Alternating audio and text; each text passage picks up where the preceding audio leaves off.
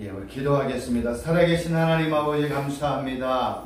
또 하나님의 말씀을 배웁니다. 창세기를 통해서 말씀하시는 주의 음성을 듣기를 원합니다. 성령님 임재하여 주셔서 우리의 눈을 열어주시고 또 귀를 열어주시옵소서. 예수님의 이름으로 기도하옵나이다. 아멘.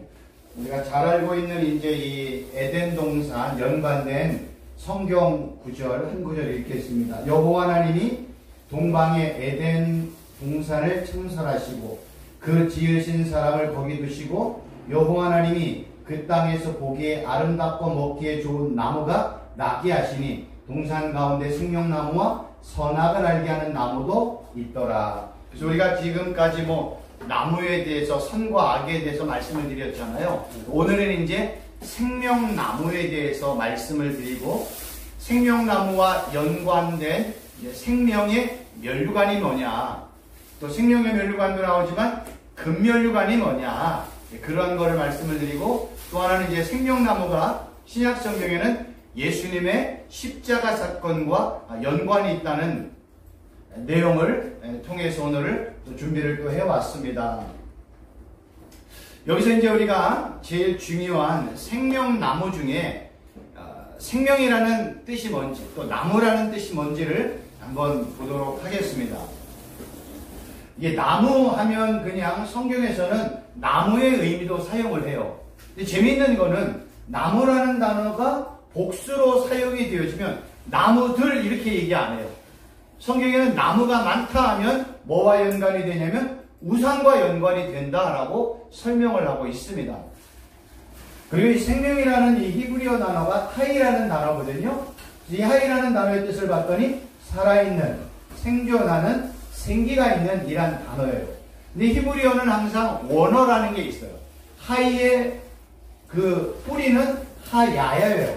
근데 하야의 뜻을 봤더니 생존하다, 생명을 주다, 번영하게 하다, 생명을 되찾다라는 거예요. 그래서 히브리어 단어는 이 뿌리까지 접근을 하면 그 단어의 의미가 뭔지를 좀 더 구체적으로 보다 깊이 그 단어의 내용을 알 수가 있습니다. 그래서 이러한 내용들을 정리를 하면 성경이 말하는 생명나무 있는 살아있는 나무 또는 살려주는 나무, 생명을 주는 나무, 생명을 되찾게 하는 나무 등으로 우리가 해석을 할 수 있다는 거예요. 제가 이런 해석을 할 수 있는 거는 이 내용을 이렇게 정리한 것뿐이 아니에요. 제가 특별하게 어디서 빼내온 게 아니라 이런 이 X라는 단어와 하야라는 단어를 정리를 해봤더니 생명나무는 살아있는 나무구나, 또는 살려주는 나무이구나, 생명을 주는 나무이구나, 생명을 되찾게 하는 나무이구나 라는 것을 알 수가 있습니다. 그런데 생명나무가 창세기에 언급이 되어 있지만 이게요 요한계시록에도 나와 있다는 거예요. 성경에 요한계시록 22장의 내용을 2절을 봤더니 길 가운데에 흐르더라. 강 좌우에 생명나무가 있어 12가지의 열매를 맺고 그 나무 잎사귀들은 만국을 치료한다 라고 설명을 하고 있거든요. 그러면 히브리어로 하이라는 단어가 이러한 뜻이라면 헬라어로 생명이라는 단어의 뜻을 봤더니 조에라는 헬라어 단어를 써요. 그런데 조에라는 단어를 봤더니 아까 우리가 히브리어에서 봤던 하이의 역어예요. 그러니까 헬라어나 히브리어나 그 의미는 똑같다는 거예요. 우리가 한글로 생명이지만 영어로는 life라는 것과 똑같이 헬라어와 히브리어는 같은 단어라는 겁니다. 근데 이 조에라는 단어를 봤더니요 죽음에 반대되는 자연적인 생명을 의미를 한다는 겁니다. 근데 이 조에라는 단어가 예수님과 연관이 되어 사용이 되어지면 이 생명이라는 단어는 그냥 생명, 죽은 자를 살리는 정도의 의미가 아니라 영원한 생명을 가진다, 그리스도와 함께 산다, 하나님처럼 영으로 산다, 의로운 자는 믿음으로 말미암아 산다, 새 생명 가운데 산다, 이런 의미로 확대가 되어진다는 거예요. 왜 그럴까요? 예수님 안에 뭐가 있어요? 생명이 있잖아요. 그러니까 성경은 요 얘기를 하고 싶은 거예요.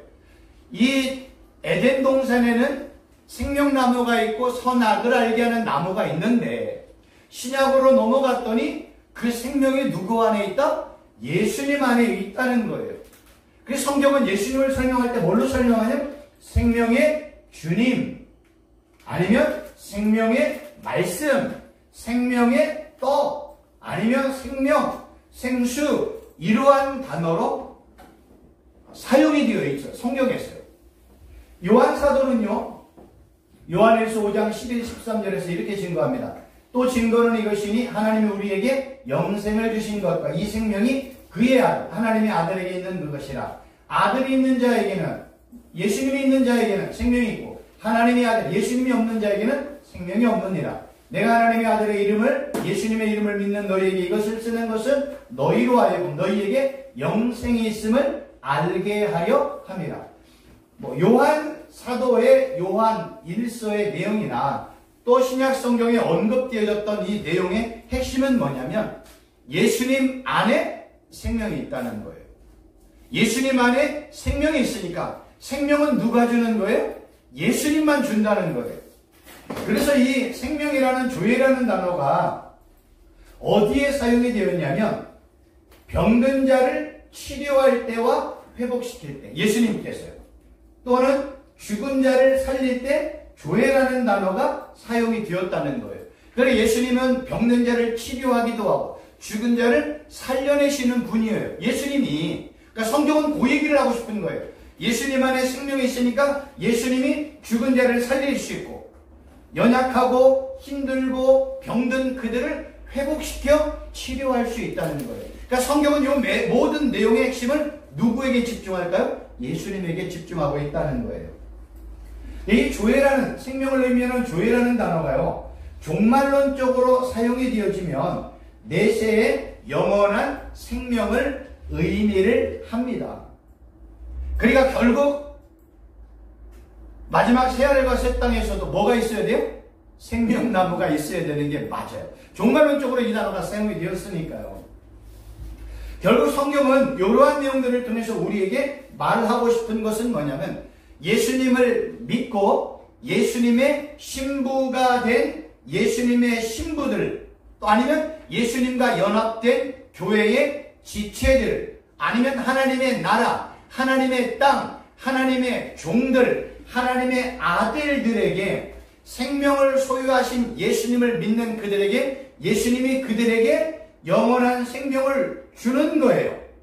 영원한 생명을 주고 그들이 또 뭐라고 그래요? 내가 생명책에 기록을 할게. 내가 또 너에게 생명의 면류관도 줄게.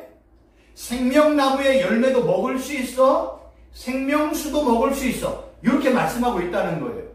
다 누구와 연관이 있어요? 예수님과 연관이 있다는 거예요. 그러니까 성경은 단순히 생명책에 기록이 되어지고 생명의 떡을 먹고 생수를 마시고 생명의 면류관을 받고 이런 의미를 설명하는 이유는 다 이러한 모든 것은 누구와 연관이 있다? 생명이신, 생명을 소유하고 계시는 예수 그리스도와 연관이 있다는 거예요. 그래서 예수님 믿으면 내가 너에게 영원한 생명 줄게. 그리고 내가 너 생명책에 기록할게. 내가 너에게 생명의 면류관 줄게. 내가 생명의 떡 줄게. 내가 생명수를 마시게 할게. 생명나무의 열매도 먹게 해줄게. 이런 식으로 설명을 한다는 거예요.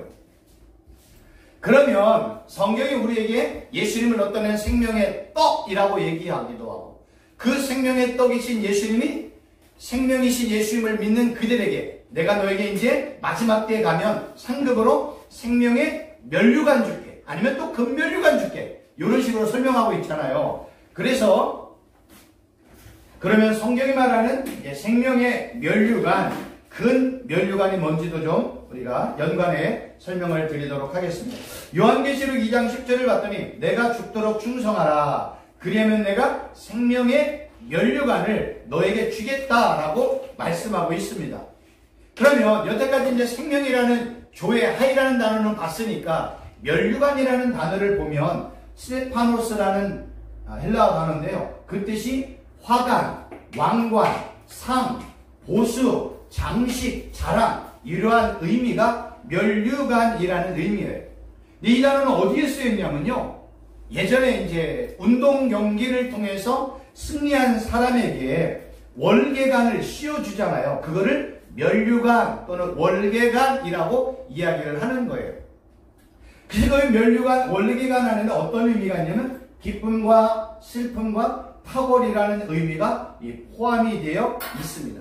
근데 중요한 건 뭐냐면 이 스테파노스라는 이 면류관이 비유적인 의미로 사용이 되어지면 내용이 확 바뀐다는 거예요.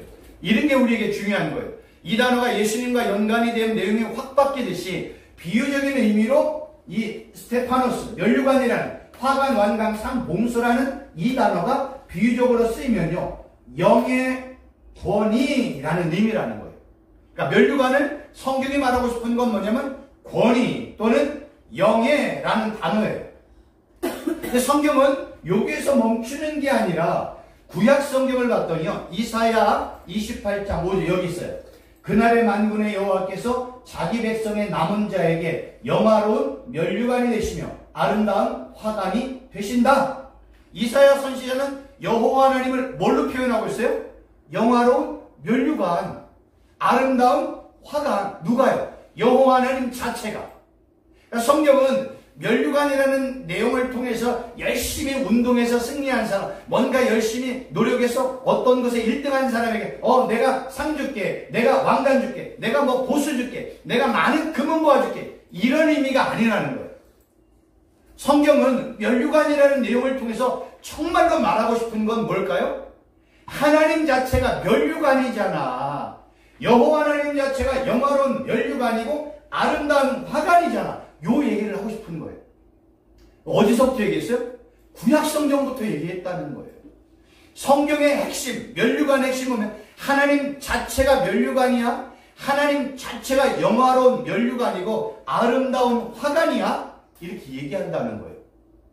그런데 그 내용이 요한계시록 딱 넘어갔더니 뭐라고 그래? 내가 죽도록 충성해. 그러면 내가 너에게 생명의 면류관 줄게. 이렇게 얘기한다는 거예요. 그럼 우리가 알고 있는 것처럼 상식적으로 생명의 면류관 하면 우리에게 금면류관 쓰고 은면류관 쓰고 뭐 금은부와 면류관 쓰고 이런 개념이 아니라는 거죠. 그렇잖아요. 성경에는 여호와 하나님 자체가 뭐예요? 면류관이야. 그러면 너 죽도록 충성해. 너 끝까지 죄를 이기고 악한 사단과 그의 줄결의 괴기와 미혹을 이겨 육신의 종의 안목의 종 이생의 자는 이기며 살아. 예수님만 끝까지 믿어. 아무리 어려워도 인내하면서 신앙은 지키는 거야. 그러면 내가 너에게 뭐 줄게? 생명의 면류관 줄게. 그 이야기를 이러한 내용으로 전부 정리를 하면 하나님이 너 끝까지 믿음 지킨 너에게 내가 뭐 줄까? 나를 줄게. 나가 누구예요? 여호와 하나님, 예수 그리스도.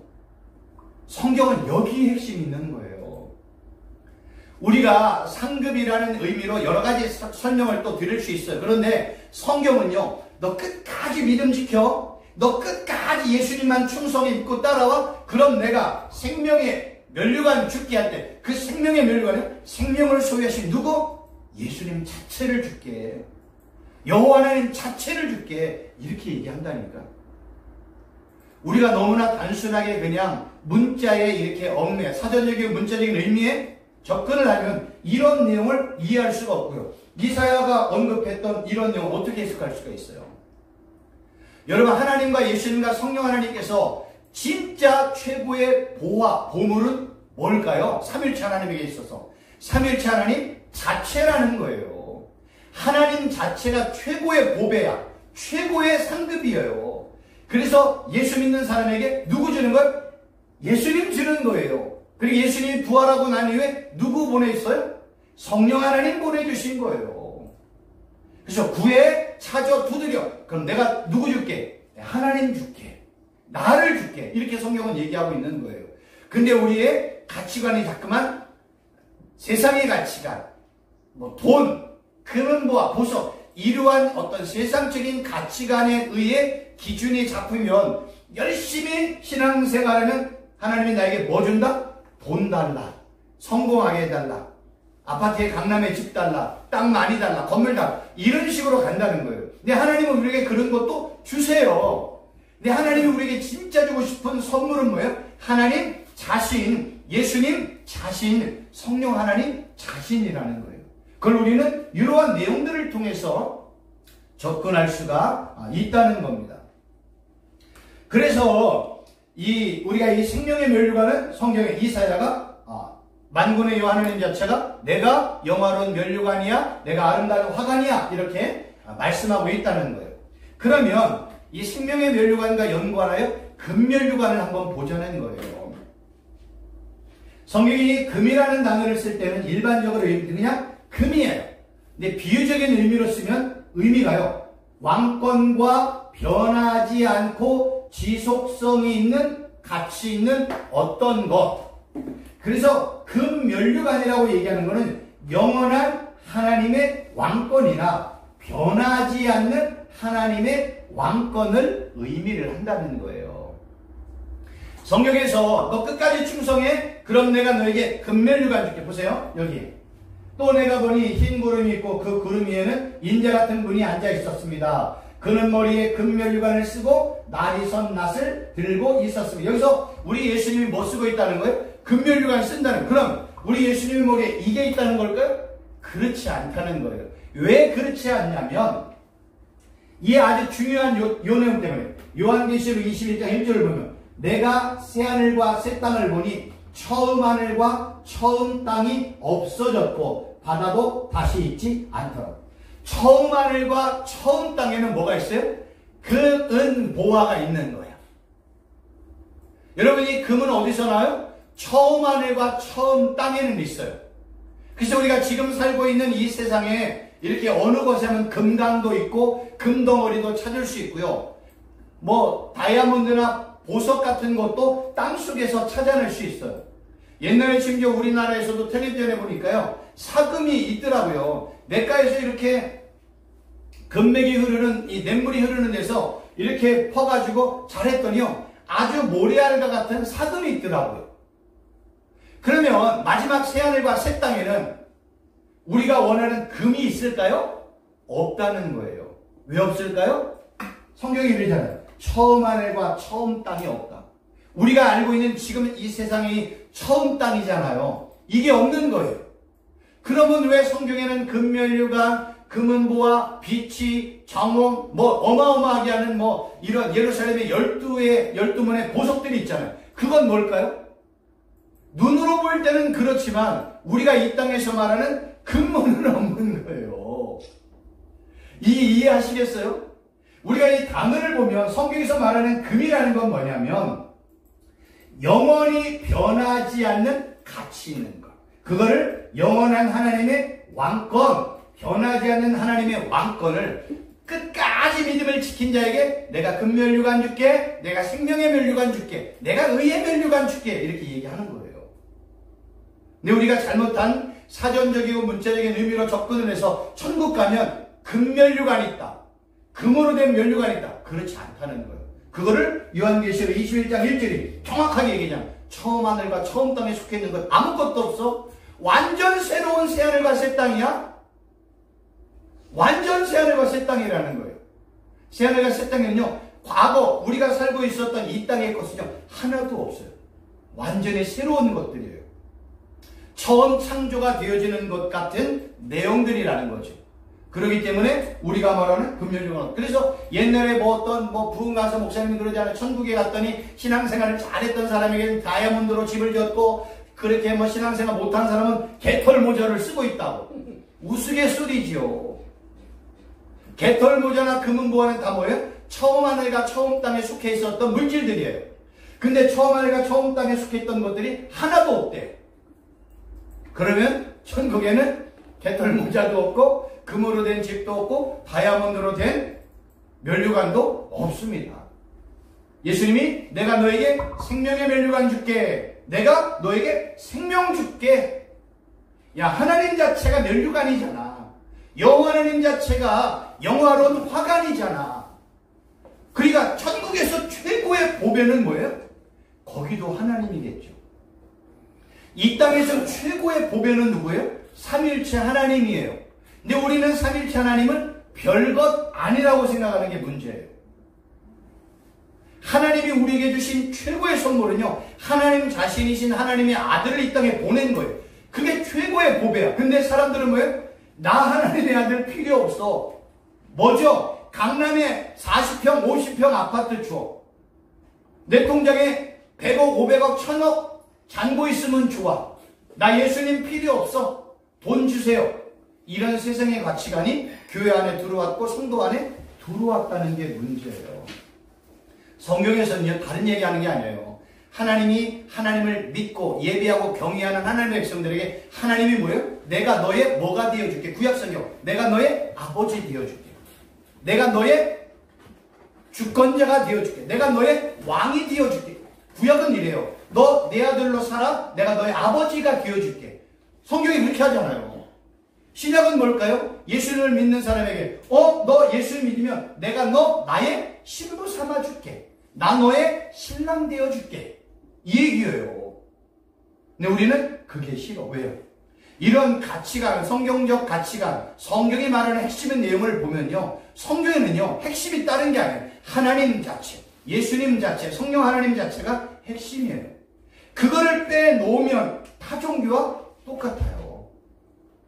그래서 이런 삼일체 하나님을 빼놓고 타종교와 똑같이 그냥 사전적이고 문자적인 의미로 접근한다든, 아니면 율법이나 규례와 법도와 율례를 접근해서 해야 되냐 말아야 돼, 이런 얘기 성경은 하고 싶은 게 아니에요. 성경은 뭐라? 너 하나님만 예배해, 하나님만 경외해. 그럼 너 내 아들 삼아줄게. 내가 너 제사장 나라 삼을게. 내가 너 나의 나라 삼아줄게. 이 얘기하는 거예요. 예수님을 믿으면 내가 너의 안에 들어가서 내가 너의 삶의 왕이 되어줄게. 그래서 성경은 예수님을 만왕의 왕, 만주의 주로 증거하고 있는 거예요. 또 아니면 그래요. 야, 너 예수님을 믿잖아. 그럼 내가 너에게 성령, 거룩한 영이신 성령님이 거하는 전이 되게 해줄게. 예수님이 성령 하나님 내 안에 들어오는 순간 나는 뭐가 되는 거예요? 거룩한 성전이 되어지는 거예요. 그래서 성경이요, 성전 이야기가 그렇게 많은 거예요. 처음에 성막을 중심으로 이야기가 됐고, 성전에 뭐 무너졌다, 세워졌다, 성벽 세웠다, 다시 무너졌다, 이런 일을 하는 이유가 뭐예요? 신약 성경에 와서 성전은 누구라고 예수님이 직접 말씀하셨어요? 내가 성전이잖아. 그러니까 예수님을 믿는 순간 나는 뭐가 되는 거예요? 성전이신 예수님과 연합된 내가 되는 거예요. 그래서 그거를 요한계시록에서는 성전이신 예수님을 믿는 그들이 나중에 성전이신 예수님과 연합된 기둥, 지체들이라고 표현하는 거예요. 이게 서신서에는 바울이 뭐라고? 예수님은 교회의 머리, 우리는 교회에 연합된 지체. 이거를 예수님은 또 뭘로 표현했어요? 나는 포도나무잖아. 너는 나와 연결된, 연합된 지체, 가지잖아. 이게 다 무슨 얘기예요?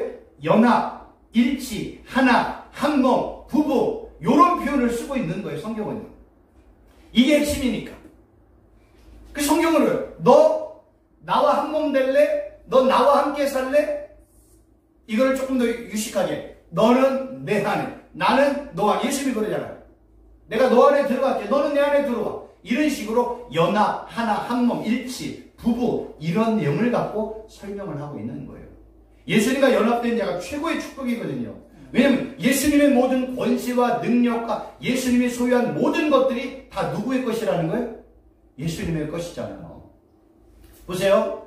한 남자가 어떤 여자와 결혼을 했어. 세상도요, 남자가 죽으면 남자의 재산의 1호는 누구예요? 부인이에요. 부인 다음에 누구예요? 아들이, 자녀예요. 자녀 다음에 누구예요? 부모, 그 다음에 친척이에요. 우리가 예수님과 신랑, 신부가 되었잖아요. 내가 예수님을 믿는 순간 예수님 나의 신랑, 우리는 신부가 되었잖아요. 그러면 예수님, 신랑이신 예수님의 모든 건 다 누구 거예요? 신부의 것이에요. 신부는 뭘 해야 돼요? 오직 신랑만 사랑하고 신랑만 바라보는 정결한 신부가 되어야 되는 거예요. 그래서 성경은 정결해야 된다. 이걸 구약적인 표현으로 거룩하라 라고 얘기하는 거예요. 제가 누누이 얘기하잖아요. 구약의 싸움은요, 하나님과 바알과 아세라의 싸움이에요. 왜냐면 하나님과 바알의 뜻이 너무 똑같아. 신약으로 넘어가면 누구와 싸움이에요? 예수님과 세상과의 싸움이라는 거예요. 그를 육신의 정이요, 안목의 정이요, 이생의 정. 그래서 악한 사람과 그의 절기는 이러한 것을 통해서 우리의 사람들을 미혹하고 유혹하고 넘어지게 하는 거예요. 세상을 사랑하게 하는 거예요. 성경, 너 예수님 사랑해야지, 근데 악한 사람, 너 세상을 사랑해. 세상을 따라가야지. 우리 예수님 따라가라고 하잖아요. 이런 식으로 성경이 이렇게 구도를 지어가지고 우리에게 설명을 하고 있다는 겁니다. 그래서 성경에는 이러한 내용들을 통해서 우리가 생각하는 금연류가 없다는 거죠. 왜요? 성경에는 처음 하늘과 처음 땅에 속해 있던 어떠한 물질도 없다. 이렇게 분명하게 설명하고 있다는 겁니다. 이렇게 이렇게 이제 생명나무가 뭐와 또 연관이 되어지냐면 갈보리 산 위에 쓰여진 나무와도 연관이 있습니다. 우리가 잘 아는 것처럼 에덴 동산에서 아담과 하와가 선악을 알게 하는 나무의 열매를 먹지 말아야 되는데 이 악한 사단이 미혹으로 말미암아 선악을 알게 하는 나무의 열매를 먹고 불순종하게 됐잖아요. 그래서 에덴 동산에서 쫓겨났단 말이에요. 원래 하나님은 에덴 동산에 아담과 하와를 통해서 하나님만 경외하는 하나님의 백성들이 사는 낙원으로 만들었어요. 근데 실패했단 말이에요. 그래서 하나님은 이 문제를 누구에게서 해결하냐면 십자가에 달리신 예수님을 통해서 해결하셨습니다. 우리가 아담과 하와가 범죄함으로 말미암아 우리는요 아담을 모든 인류의 대표라고 얘기하죠. 그래서 아담의 모든 자손은 죄의 싹 본성을 가지고 태어났다. 근데 이 죄의 싹은 누구로 말미암아 해결이 되었다? 예수 그리스도를 믿음으로 말미암아 해결이 되었다. 그래서 성경은요 이 생명나무를 십자가에 달리신 예수님의 십자가 사건과 연관을 설명하고 있고요. 예수님의 십자가 사건 전에 구약 성경에는요 이 이스라엘 백성들이 광야를 나와가지고 에돔을 이렇게 돌아가라고 하나님이 야 에돔으로 좀 이렇게 돌아가 그것에 불평했던 이스라엘 백성들이 하나님 돌아가면 너무 멀어요. 불평할 때 하나님이 불뱀을 보내가지고 불뱀에 물려서 많은 사람들이 죽어가고 있었단 말이에요. 그때 사람들이 모세에게서 선생님 우리가 잘못했습니다. 우리가 회개합니다. 이 불뱀을 사라지게 해주세요. 그랬더니 하나님이 모세를 통해서 야 그러면 높은 장대 위에 높은 고대 위에 장대를 달아 노뱀을 달면 그 노뱀 보는 자 다 살아난다. 이렇게 이야기했단 말이에요. 그래서 노뱀을 보는 자마다 다 살아나는 사건이 있어요. 그 성경은 이 생명나무와 이 노뱀이 높이 들린 사건이나 십자가 사건을 다 똑같은 관점에서 보는 거예요. 그래서 이 불뱀이 물려서 죽어가는 사람들이 높이 들린 노뱀을 보고 살아나는 것처럼 요한사도는 뭐라고 얘기하면 광야에서 뱀이 들린 것처럼 예수님도 들려야 하리라. 예수님이 친히 말씀하셨잖아요. 그래 결국은 이 노뱀 사건과 예수님의 십자가 사건은 연관이 있다라고 성경이 분명하게 증거하고 있는 것입니다. 그래서 연관된 성경구절 알려드릴게요. 그날에 이새의 뿌리에서 한 싹이 나서 만민의 기호로 설 것이요 열방이 그에게로 돌아오리니 그가 거한 곳이 영화로우리. 이건 다 뭐예요? 예수님의 오실 예수님을 예언하고 있는 이사야 선지자의 내용의 말씀이라는 거예요. 여기서 이 기호라는 단어가 장대, 기치 이런 의미인데 네스라는 단어를 쓰는데 어디에 쓰냐면요 높은 산 위에 세워진 깃발 아니면 배의 기둥, 높은 장대 은유적으로는 표식이에요. 근데 이 네스라는 단어의 어원은 나사스예요. 그 뜻을 봤더니 눈에 띄다, 들어올리다, 찬양하다, 둘러진 것 또는 멀리 보이기 위한 표식이라는 거예요. 그래서 이 네스라는 단어가 구약 성경에 어디에 쓰여 있는가를 봤더니 어떤 공동행위를 위해 중요한 정보를 전달할 때나 전쟁을 위해서 사람들을 모이게 할 때 높은 곳에 깃대를 세운다는 거예요. 아니면 우리가 알고 있는 것처럼 나팔을 불잖아요. 한 번 부느냐 두 번 부느냐에 따라서 모이기도 하고 나가기도 하고 전쟁하기도 하고 물러서기도 하잖아요. 나팔을 불기도 하지만 이렇게 깃대를 높이 세워가지고 의미를 전달한다는 거예요. 그런데 중요한 거는 이사야 선지자는요, 이 깃대를 누구와 연관해서 설명했어요? 예수님과 연관했다는 게 중요해요. 그래서 이 단어가 이사야 11장 10절 메시아이시며 만왕의 예수님께 요 깃발, 기가 사용이 되었다는 거예요. 그래서 구약시대에 불뱀에 물린 사람들이 높이 들린 이 노뱀을 보기 위해서 노뱀 중에 막 많이 왔잖아요. 뭐 우리가 이스라엘 백성들 어떤 때는 뭐 100만, 200만, 300만까지 얘기를 하는데 정확하게 모르지만 100만은 넘는 거 아니에요. 그 중에 불뱀에 물려 죽어가는 사람 몇 명인지 모르지만 그 사람들이 멀리서 다 어디 와요? 깃대가 높이 달린 곳으로 온단 말이에요. 그리고 그걸 보면 살아났어요. 마찬가지로 이사야 선지자는요, 예수님의 십자가 사건을 그대로 설명을 하고 있어요. 모든 사람이 만왕의 왕이며 만주의 주가 되시는 예수님에게 모일 수 있도록 이 깃발을 누구와 연관해서 예수님의 십자가 사건과 똑같이 연관해 설명했다는 거예요. 여기 보이는가 모르겠어요. 요한복음 3장 14, 15절. 모세가 광야에서 뱀을 든 것 같이 인자도 어디서 십자가에서 들려야 하리니 이는 저를 믿는 자마다 영생을 얻게 하려 하십니다. 노뱀이 들려서 노뱀을 보는 자가 다 살아난 것처럼 예수님의 십자가 사건을 믿는 자는 누구나 다 영원한 생명을 얻는다. 성경은 그렇게 설명해요. 그래서 구약의 노뱀이 높이 들린 것처럼 예수님의 십자가 사건도 예수님의 십자가도 높이 들렸다는 거예요. 그러니까 똑같은 이야기를 성경은 하고 싶어요. 그러니까 성경은 다 누구에 관한 이야기라고 예수님이 그러셨어요? 예수님에 관한 이야기라고 성경이 분명하게 증거하고 있는 겁니다. 그러니까 성경은 이렇게 중요한 이런 이 깃발, 깃대를 다 예수님과 연관하여 설명을 하고 있다는 거예요. 이런 것들이 정말로 중요합니다. 그래서 구약 성경에 보면 뭐가 중요하냐면 신약 성경도 중요하지만 보다라는 단어가 중요해요. 보다. 이 보다라는 단어가요, 라라는 단어를 쓰는데 일반 의미는 그냥 보다, 조사하다, 인식하다, 이해하다예요. 근데 이 보다라는 이 라라는 단어가 하나님과 연관이 되면 하나님의 얼굴을 보다, 빛을 보다, 해를 본다는 의미예요.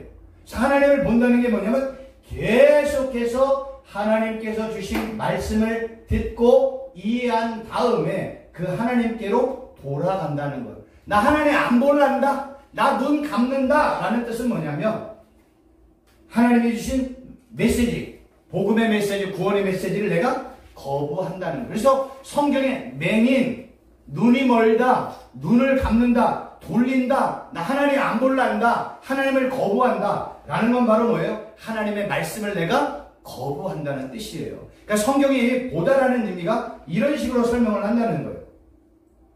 그래서 장대에 높이 달린 노뱀을 보았다라는 것은 하나님께서 모세를 통해서 말씀하신 내용을 듣고 그 말씀을 이해한 다음에 자신의 죄를 회개하고 하나님께로 돌아갔다는 의미가 노뱀을 봤다는 의미예요.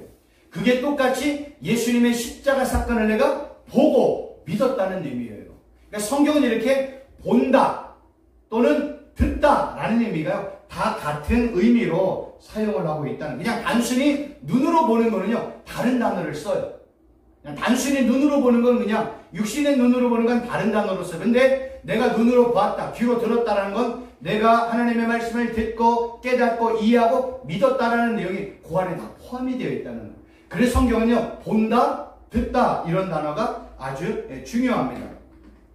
이 쳐다본다라는 단어도 봤더니요 다른 단어, 아까는 라라는 단어인데 이제는 라바트라는 단어를 쓰는데 그 뜻도 비슷해요. 이 단어도 하나님과 연관이 되면 하나님의 본질을 본다, 하나님과 교통한다. 하나님 하면 구원이 있기 때문에 구원을 얻기 위해서 계속해서 하나님을 바라본다, 하나님의 명령에 집중한다, 여호와의 뜻에 순종한다 이런 의미예요. 본다라는 의미가 이 라바트라는 단어도 똑같아요. 근데 쳐다보지 않는다, 내가 하나님의 도움을 구하지 않는다, 하나님의 명령에 순종하지 않는다, 하나님의 역사에 주의하지 않는다 이런 뜻이라는 거예요. 그러니까 성경은 이렇게 보다, 듣다, 깨닫다, 이해하다, 믿다를요 거의 다 같은 의미로 사용을 해요. 그러한 내용들을 이렇게 정리를 해보면 성경은 그러한 식으로 설명을 하고 있다는 거예요. 그럼 마지막으로 이제 요 단어를 한번 제가 준비를 해왔습니다. 우리가 이 창세기 내용을 보면 왜 하나님께서는 선악을 알게 하는 나무를 심어 놓으신 것일까? 다른 여러 가지 내용도 있고 뜻도 있겠지만 저는 이제 제 나름대로 한번 정리를 해봤습니다. 우리가 잘 아는 것처럼 하나님께서 에덴 동산에 있는 모든 것들을 아담과 하와에게 다 권한을 주셨어요. 그래서 아담은 하나님이 자신에게 주신 권한 또는 통치권을 가지고 심지어는요 동물의 이름을 다 누가 지었어요? 아담이 지었어요. 에이, 너 그거 닭이라고 해? 너 그거 돼지라고 해? 그거 너 소라고 해? 이거 다 누가 지었대요? 아담이 지었대요. 여러분, 내가 누구에게 이름을 명명하는 거는요, 그 명명을 받은 소유물이 누구의 것이라는 거예요? 이름을 지어준 자의 것이라는 거예요. 그러니까 하나님은 에덴 동산에 속해 있는 모든 만물의 주인을 누구로 삼아 주셨다는 거예요? 아담에게 주셨다는 거예요. 너 아담, 너의 소유권 다 너 거야. 그러니까 네가 이거 통치하고 다스려. 내가 너에게 다 줄게. 그래서 아담은요, 자기 마음대로 에덴 동산에 있는 모든 것들을 다 할 수 있는 권한, 권세가 있었어요. 하나님이 이런 모든 것들을 주셨어요. 너 먹고 싶은 거 다 먹어. 이 에덴 동산에 속해 있는 거 다 먹어도 돼. 네가 다 소유해도 돼. 근데 뭐만 없게 했어요? 단 하나 선악을 알게 하는 나무의 열매는 먹지 마 라고 얘기했다는 거예요.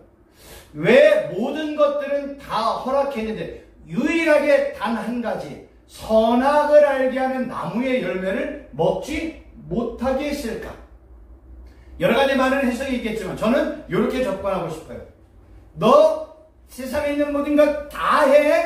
그러나 요거 하나는 하지 마. 이건 바로 뭐예요? 이 세상의 모든 소유물 내가 너 아담에게 다 줄게. 근데 요거 하나는 네 게 아니야. 이게 있단 말이에요. 왜 그럴까? 이거는 바로요, 하나님은 이 모든 만물의 진짜 뭐라고요? 창조주라고. 아담은 누구라고요? 피조물이라고.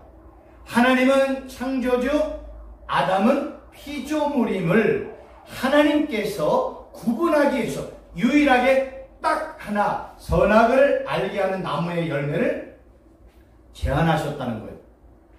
보세요. 만약에 하나님께서 선악을 알게 하는 나무의 열매도 먹어라 했다면 하나님과 아담을 구분할 수 있는 게 있을까요? 없어요. 모든 소유권은 다 누구예요? 아담 거예요. 모든 통치권은 다 누구예요? 아담 거예요. 아담의 이름을 명령하면 이름이 되었어요. 그러니까 세상에 속해 있는 모든 것 중에, 에덴 동산에 있는 모든 것 중에 아담에게 포함되지 않는 게 하나도 없어요. 그러면 선하게 알게 하는 나무의 열매까지 다 아담에게 주지만 하나님과 아담을 구분할 수 있는 게 뭐예요? 없어요. 없어. 그래서 하나님이 유일하게 선악을 알게 하는 나무의 열매, 그거는 먹지 마. 그걸 보면서 뭐를 깨달으는 거야? 아, 나는 하나님이 창조한 피조물이구나. 나는 하나님의 은혜가 없으면 안 되는 존재이구나. 이거 하나 깨달으라고. 그러니까 모든 소유는 다 아담에게 주었지만 유일한 선악을 알게 하는 나무의 열매를 통해서 너의 존재가 뭐야? 너의 처음 자리가 뭐야? 너는 땅의 흙이잖아. 너는 아파르로부터 나왔잖아. 너는 먼지여 티끌이여 진흙덩어리에 불과하잖아. 그거를 깨닫게 해주는 게요, 선악을 알게 하는 나무의 열매를 먹지 말라고 하는 거예요. 그러니까 그거를 볼 때마다 아담은 뭘 깨닫? 아, 나는 피조물이구나. 아, 나는 하나님의 생기가 없으면 먼지요 티끌이요 재에 불과한 진흙덩어리에 불과한 존재이구나. 아, 나의 처음 자리는 땅의 흙이었어. 하나님이 내 안에 생기를 집어넣어서 내가 살아있는 존재, 생명이 되었지. 이거를 깨닫지 말라고. 아, 그러면 나는 뭐예요? 아, 나는 모든 것을 다 할 수 있는 권한이 있지만 나는 항상 누구의 통치와 다스림을 받아야 된다? 하나님의 통치와 다스림을 받아야 되는 피조물이구나 라는 것을 깨달으라는 거예요. 우리는 선악을 알게 하는 나무의 열매를 통해서 이러한 것들을 볼 수가 있다는 겁니다. 이거를 깨달으라는 거예요. 우리는 창세기 1장, 2장의 내용을 통해서 이걸 깨달아요. 나는 하나님이 창조한 피조물이구나. 나는 하나님을 떠나면 단지 먼지와 티끌에 불과한 존재이구나. 나는 하나님의 생명이 없으면 죽은 흙에 불과하구나. 요거를 우리는요, 창세기 1장, 2장의 내용을 통해서 끊임없이 반복해서 깨달아야 될 내용이 바로 이 내용이라는 거예요. 성경은 우리에게 이 내용을 강조하고 싶은 거예요. 그러니까 아담에게, 야 아담아, 너의 처음 자리는 뭐야? 너 어디서부터 넌 나왔어? 너는 땅이잖아. 너는 흙이잖아. 너는 먼지였잖아. 너는 기름덩어리였잖아. 그 얘기 강조하는 거예요. 그럼 마찬가지로 우리가 이 땅을 살아갈 때, 하루하루를 살아갈 때 어떤 마음이 있어야 되게? 아, 나에게는 예수님이 없으면 나는 아무것도 아니구나. 예수님이 나를 도와주지 아니하면 나는 아무것도 할 수 없구나. 나는 예수님 아니면 먼지요, 티끌이요, 진흙덩어리에 불과하구나. 예수님이 나에게 생명을 주지 아니하면 나는 영원한 생명을 얻을 수가 없구나. 아, 나는 예수님을 믿었기 때문에 하나님의 자녀가 되었구나. 나는 예수님의 이름으로 하나님 아버지 앞에 기도할 수 있는 존재구나. 나는 예수님을 믿음으로 말미암아 생명책에 기록이 되었고 생명의 면류관도 소유하게 되었고 생명의 떡도 먹고 그 다음에 영원한 하나님의 나라에서 영원한 생명나무를 먹으면서 사는 존재이구나. 그러면 새하늘 같은 땅에서도 나는 누가 옆에 있어야 돼요? 예수님이 늘 나와 함께 해야 되는 거예요. 천국 갔다고 예수님 따로 나 따로 이런 것 아니에요. 우리가 이 땅에서 예수님과 연합된 자로 살았다면 천국에서도요 예수님과 연합된 자로 살아가는 것을 설명을 한 거예요. 그래서 바울은 아까도 얘기한 것처럼 예수님은 교회의 머리, 우리는 교회의 지체. 새하늘 같은 땅에는 예루살렘 성전이 없어요. 하나님과 어린 양 대신 예수님의 성전이래요. 그리고 끝까지 믿음을 지킨 자는 성전이신 하나님과 예수님과 연합된 성전의 기동, 이런 식으로 설명한다니까요.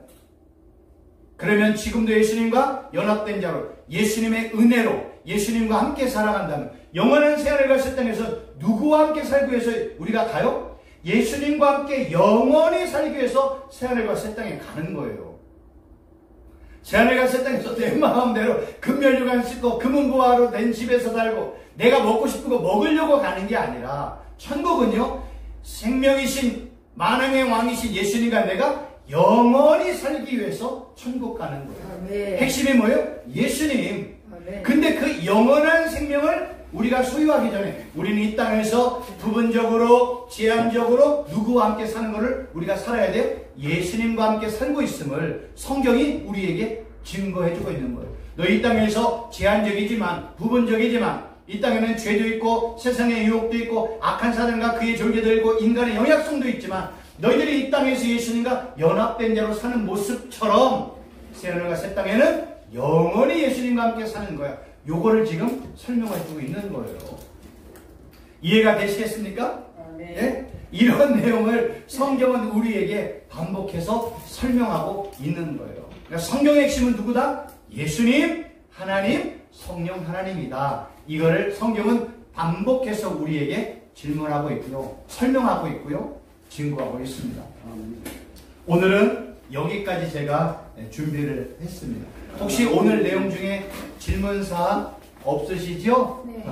기도하고 마치도록 하겠습니다. 네. 하나님 아버지 감사합니다. 오늘 생명나무 또 생명의 면류관, 금면류관 또 이런 모든 것들 다 설명을 드렸습니다. 우리 목사님들 잘 기억하시고 이 말씀을 통해서 우리에게 진짜 중심이 되어지시는 분은 예수님 한 분뿐이 없음을 다시 한번 깨닫는 복된 시간 되게 하여 주옵소서.